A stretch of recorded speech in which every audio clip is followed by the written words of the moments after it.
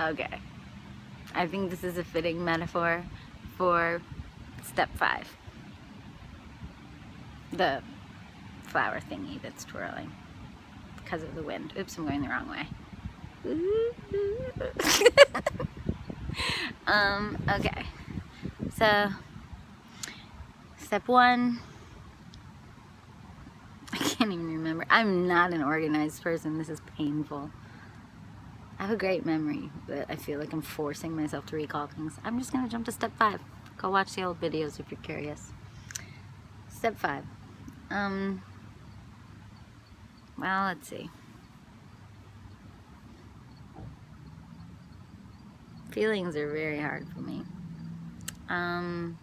But also they're the whole point of my life. They're like my compass, I think. And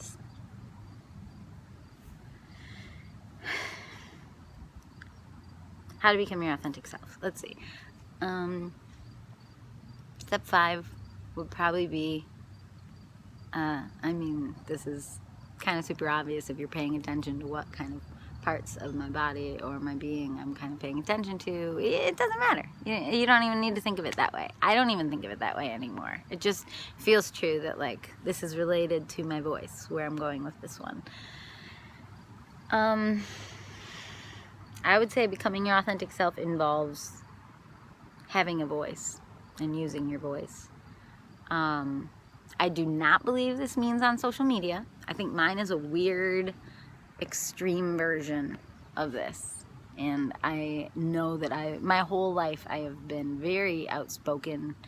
Like when I would direct musicals, I would like say all kinds of stuff when I was directing those kids, like anything that popped in my head. So like I've been like this since I was a kid, even though I wasn't ever like this publicly. And I think I was like this in class. I was raising my hands, answering every question. I was like very outspoken, even though introverted, like in my head. In some ways, that is a form of introversion, because I had a hard time like listening and taking other people in, because I just wanted to be in my own head, because the world is overstimulating for me. I don't know. Because my mind is overstimulating for me. So I think having a voice, learning to have a voice, it's not about doing this. It's not even about posting on Facebook. I actually think one of the worst things that's come up in the last few years is this like shame-inducing thing where like if you don't speak out for your views every time X, Y, or Z happens, that you're worse than the Nazis. You know, because it was this thing that came about in like late 2016. If you don't publicly denounce so-and-so from every single thing, you know, then you're being quiet when we need to be loud. And by you being quiet, you're worse than the Nazis. It was everywhere. You know, that Hitler wouldn't have come to power if so many people hadn't kept silent. It was really crazy. And so I remember feeling a lot of shame during late 2016 and 2017.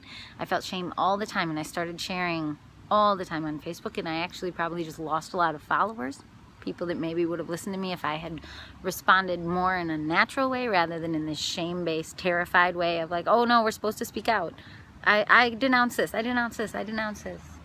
These birds are going crazy. Yeah. Anyway, so not a fan of that. I speak out now when it feels right. I'm selective on topics. When I feel like I can handle speaking out about certain topics on Facebook, I do. Sometimes, I mean, that's just like dumping your voice into an echo chamber anyway. So like, you know, would Hitler have risen to power? It's like sort of like, well, there was no Facebook back then. So like, maybe they were speaking about it to their neighbors. And it's just that it didn't do anything. Like it, I don't know. I think you can't expect the softer people to perfectly rise up against an insane and aggressive person perfectly. I think it is like being an abuse victim. I think you get deer in headlights syndrome. I think I have deer in headlights syndrome right now. I think I have a newly formed PTSD from our current political state. I don't think expecting each other to be doing this perfectly is fair. I don't think it's kind. I don't think it's accurate. Some of the memes and thoughts going around that people are only supporters or allies or anything if they do this or this or this right. I think it's cruel.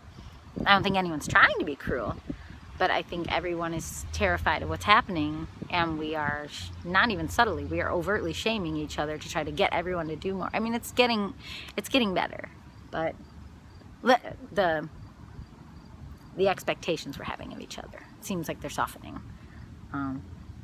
But I think we're in a bit of a national crisis because of the increasing violence, and I don't know how it's going to be even worse during an election year next year. That's a whole other point. And I'm doing all this to keep myself busy because I have all these feelings, and I can't fix the world. I don't know. I can do my part. I can say my piece. There, I just said all that, you know.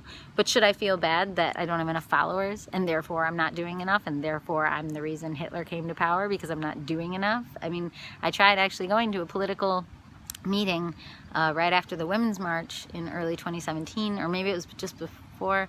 No, it was right after. I cried like the whole time, and then I tried to share when they asked us to share, and if anything, I feel like I accidentally shamed the people in that meeting because they were being so angry that they were making the room feel poisonous. And then that room was impossible to be in, and I was just sitting there thinking, like, how is this going to be constructive? How are we going to move things forward? Because they were being so angry and aggressive, and then you could even sense there was infighting kind of happening, and I was just like, this is not, like, I can't go into politics. I'm too soft. I'm too sensitive, and I'm too affected by other people's use of language. I'm too affected by how people talk to each other, how people look at each other, how people don't listen to each other. Like, I'm way too affected by all of that to go into politics. But yet at the time, I remember there was an implication, like we all need to be doing more or this wouldn't have happened. There was like this implication that we could have stopped this creepy, manipulative a-hole who like body shames people in beauty pageants when he himself is no perfect piece of cake.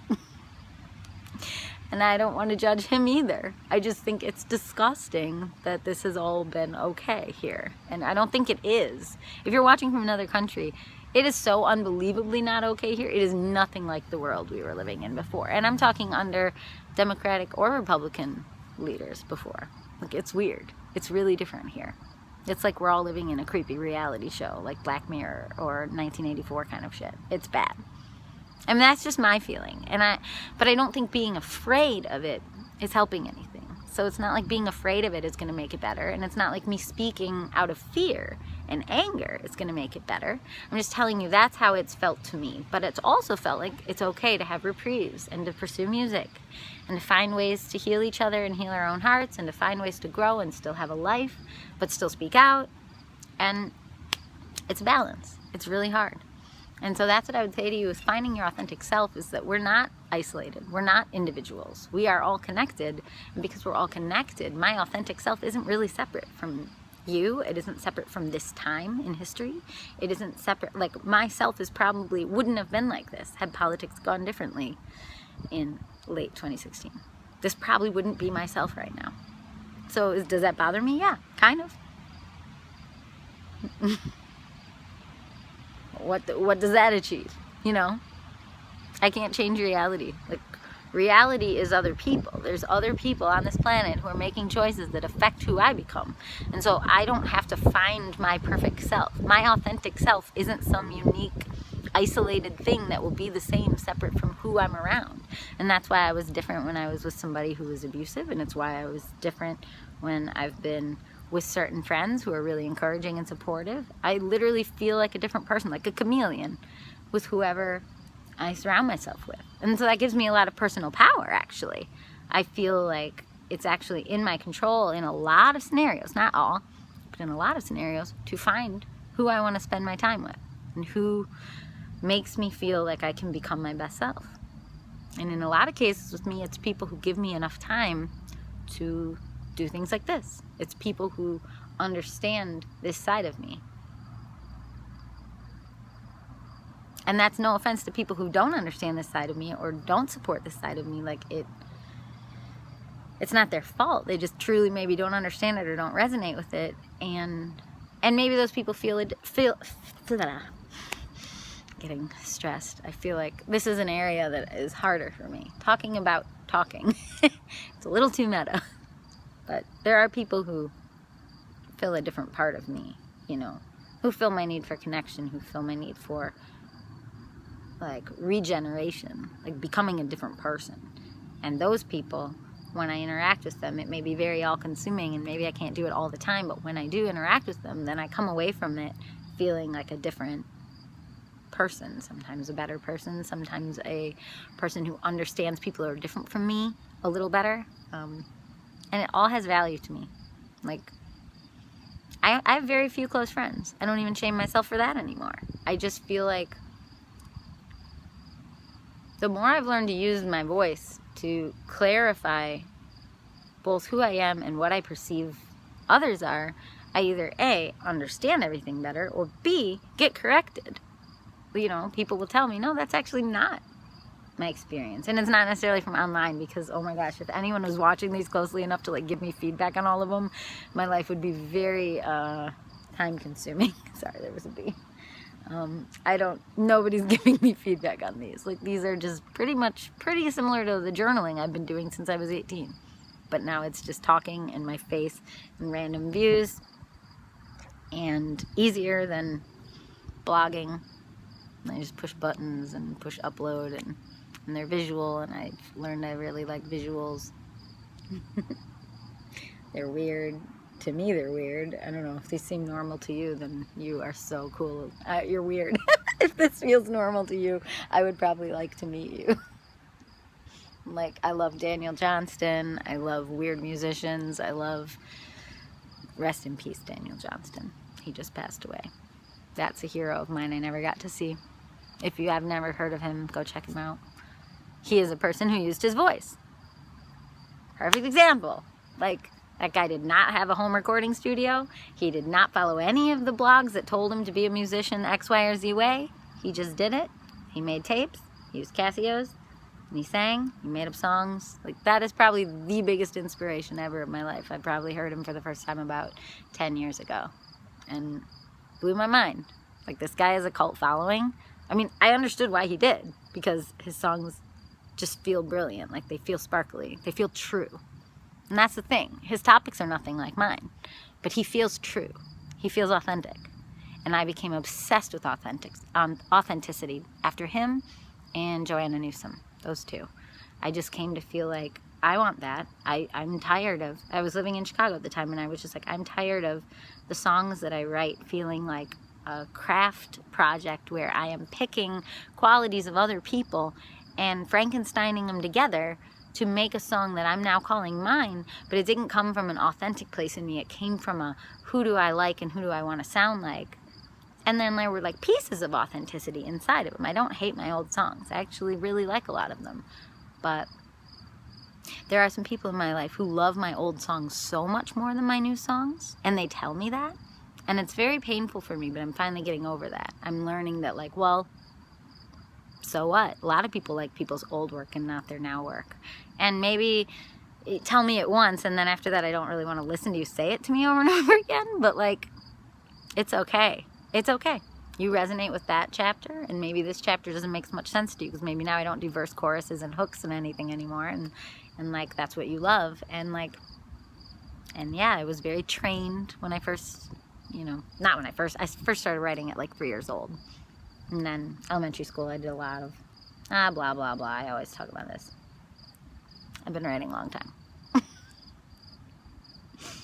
Anyway, oh, I'm playing with a stick now. Sorry. I don't even want to shame that person. Like, they have a right to their opinion. And I love that person with all my heart. I try not to talk about other people in these, because I think that would be weird if I was supporting somebody I knew and then I noticed they were talking about me and it happened to be on a topic that they were like clearly trying to work through. Like, I think that would be hard. But in this case, and in most cases, if that's the case, it's something I've already talked about with the person and they know that it's a challenge for me. And so it's just out of love and respect that I try not to give enough details that anyone can figure out who I'm talking about. But yeah. That was a painful, painful chapter in my life, was to realize that some people I love don't love what I love and don't resonate with what I resonate with. They would probably laugh at Daniel Johnston and be like, ew. And I don't get those people because I love Daniel Johnston. Same with Joanna Newsom. They would be like, oh, that's interesting, or oh, she's good at harp. And that's the extent of what they would do, whereas I think she's like a genius. And then when I found my friend like Gabrielle, who also thinks Joanna Newsom is a genius. Whoops. I got a call and I forgot to go on airplane mode, so it interrupted the video.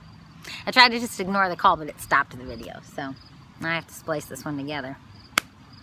Anyway, this one being about talking, I feel like it should be the longest, but I think that's the thing that's confusing. I don't think having an honest voice, a voice that feels authentic to you, and I'm not just being metaphorical, like I can feel it when I'm talking about my authentic voice, like it's a feeling in here. And if your throat feels tight or closed, or you get sore throats all the time, like it could be related. Like that's a super weird thing to say, but someday I really do think spirituality and science will converge and they will understand each other, and that's just a weird theory I have. But then they'll name it after some old white guy who's been dead for 500 years, and then it'll be, you know, considered science. But for right now, like, I mean, I just feel like we do speak through our throat. Like you are speaking, you're sending air, you know, so the body parts that correlate with the things that we're having trouble with, which is like finding your voice. Well, your voice is made of air, it's made of feeling, it's made of intention, it's made of all these things, you know, so when you're speaking, like, I don't know. I don't really know what I'm talking about, but like I do, but I don't. Oh, but I am in a cover band with my friend Gabrielle. It's called Snow Angel. And we only cover Sufjan Stevens and Joanna Newsom. And I should say those in the flipped order, but maybe not. Only just because well, no. I'm not even... I used to run a Lady Fest at the Lakeshore. And then I realized I didn't want to run a Lady Fest because my preference is to throw house shows that are co-ed, but just, you know, skew a little more towards women, but only if it happens naturally, just because I know more women. But I'm a weird version of a feminist. I don't know, labels don't really serve me. They serve a lot of people. I'm not anti-feminism. I'm sure I am very much a feminist, obviously. Like, I'm doing my own thing, and nobody tells me not to, and, like, I don't think I have less value than men, although I definitely had probably less opportunities than a lot of the men around me, and more, like, weird looks when I tried to be bigger than life when I was young. But yeah, I don't need to do as many, like, women-only things anymore. Like, I find it more fun to do things that are, like, women and men, but there happen to be more women, and the men happen to be people that are super supportive of women. I don't know. It's just, what am I talking about? That's just me. More power to anybody that wants to do a lot of women-only stuff. Oh, my hair. Ooh. I really wear hats a lot, and the whole weight thing. I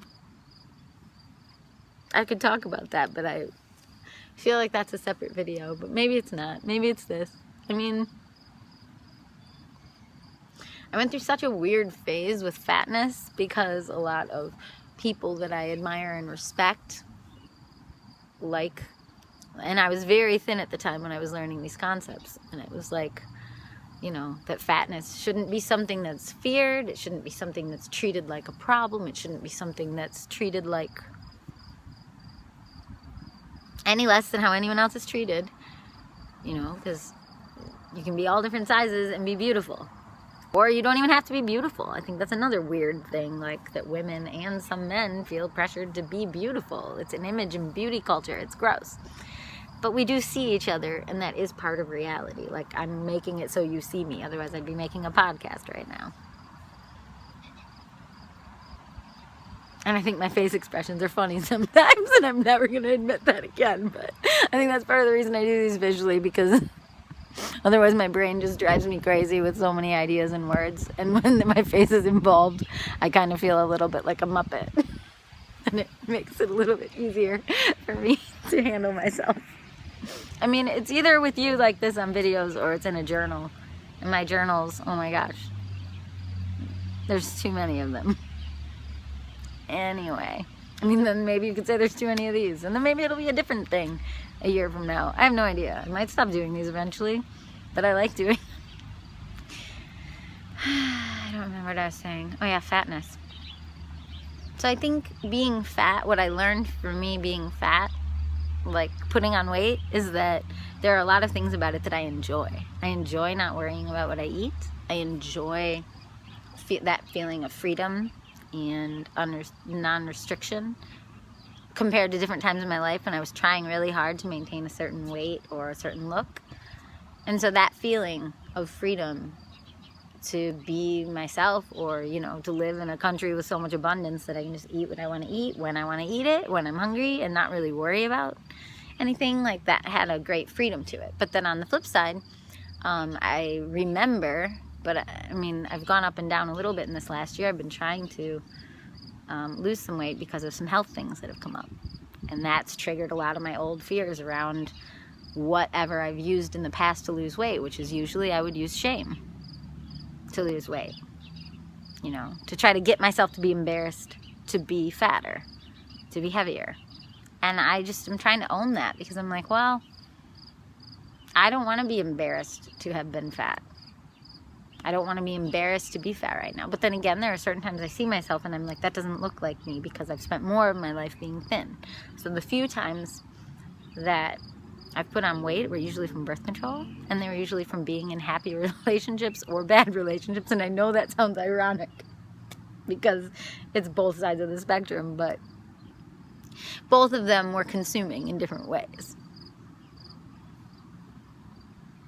Happiness and sadness, as opposed to just like being lonely or being alone or being in a place where I was able to just really focus on myself and not put a lot outward and just kind of control myself and my habits.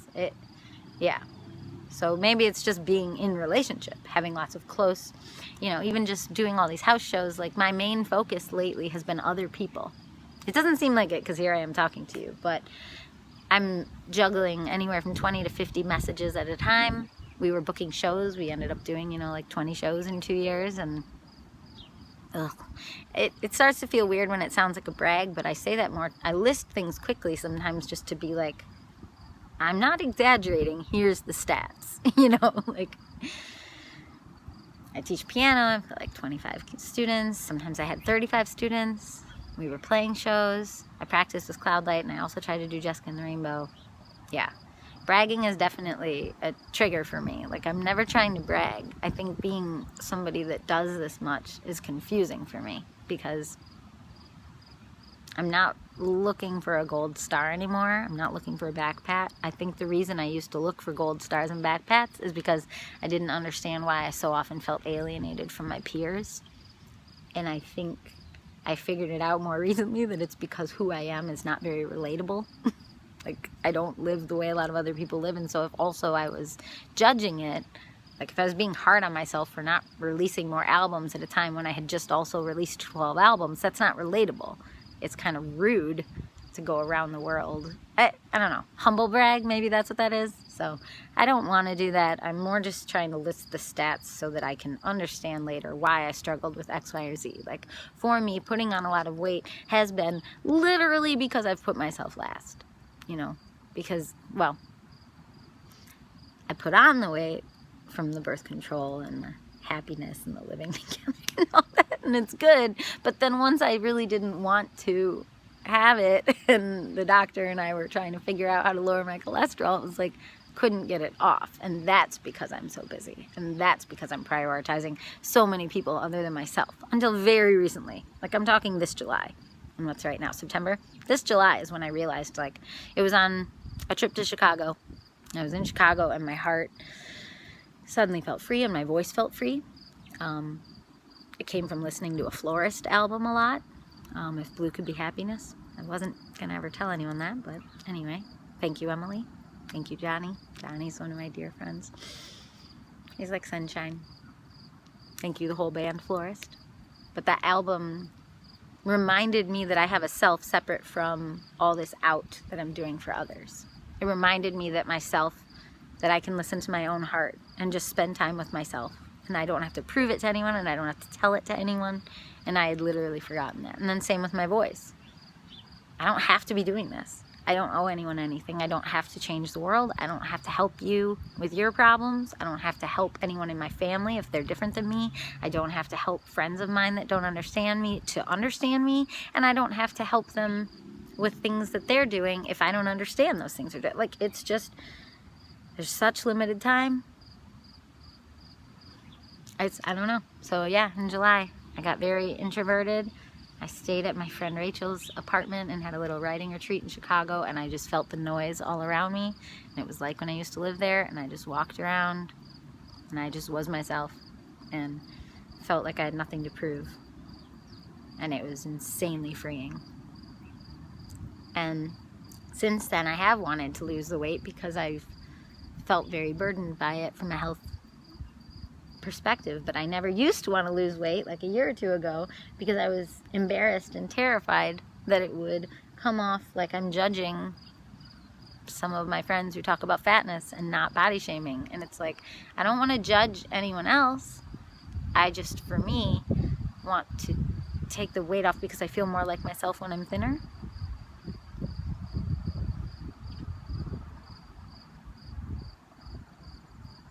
And that's my voice. That's how you have a voice, I think. Is, in my opinion, having a voice means saying all the sides of things, all the truths of things. Sorry, this bird is really cute. I doubt you can see him, but he's just hopping around inside the tree and being really loud. I mean, not as loud as me.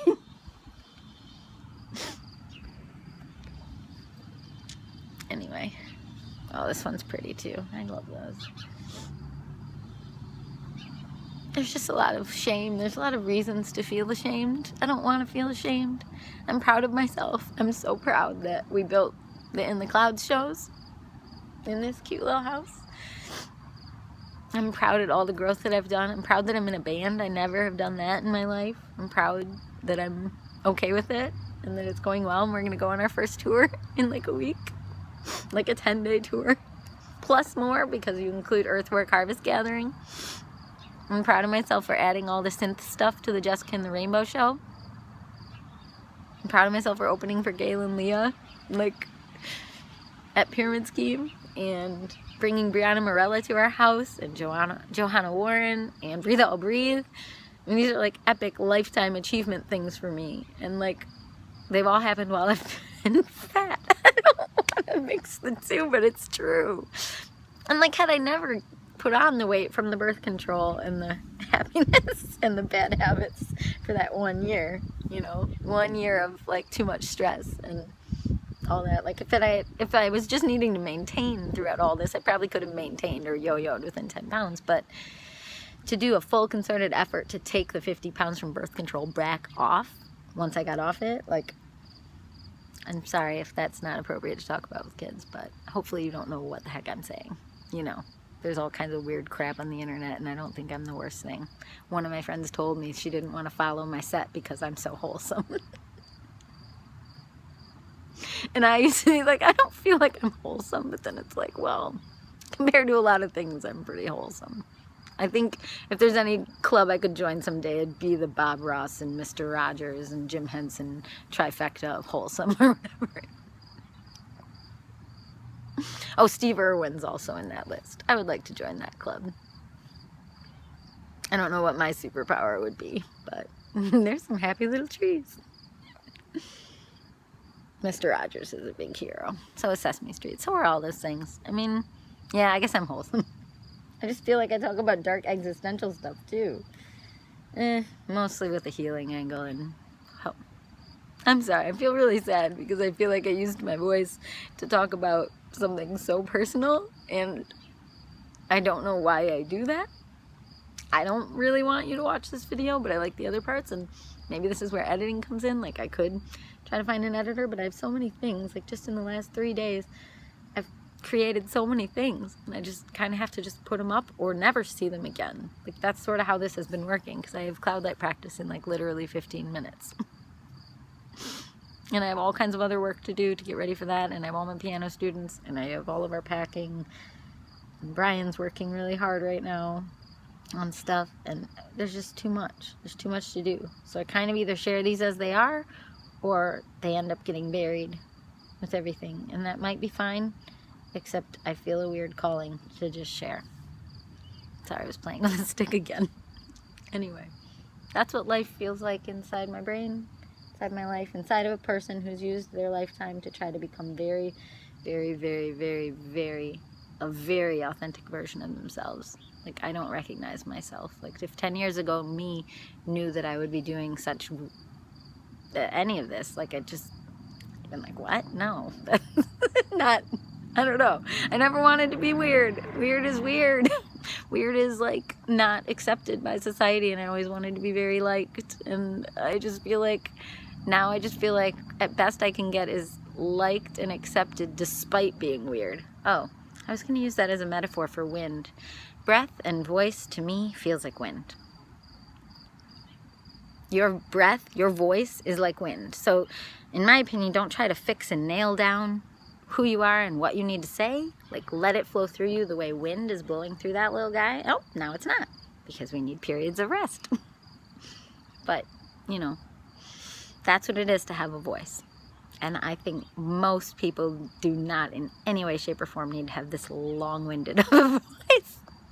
Long-winded is literally me. Like, my wind does not stop. I keep thinking of more things to say. It's my brain. It doesn't turn off. It's been like this since I was a kid. But I hope, you know, it's also created like 18 albums full of music. So as much as I could be ashamed of it and embarrassed of how talky I am, I could also be like, oh, that I've literally written thousands of songs. And I don't think, some of them came from me, like I was saying, like crafted, and more recently some are just flowing through, like wind.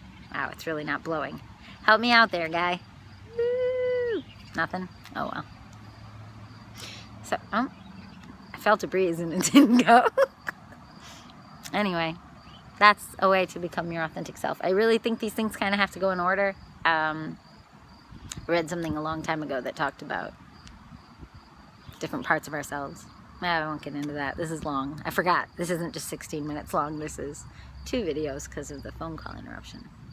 Yay! Good job, wind.